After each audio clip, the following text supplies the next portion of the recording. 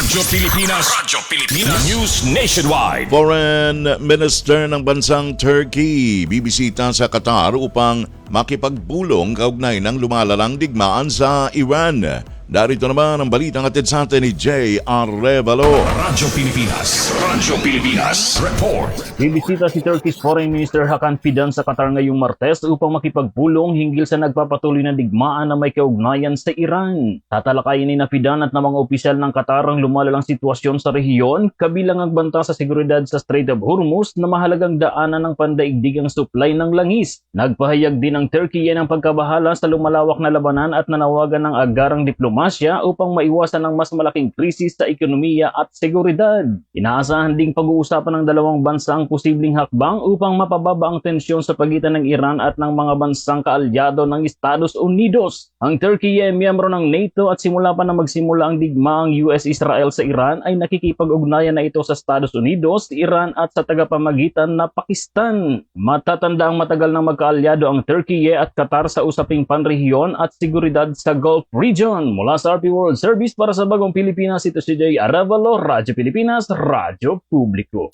Radyo Pilipinas. Radyo Pilipinas. News Nationwide.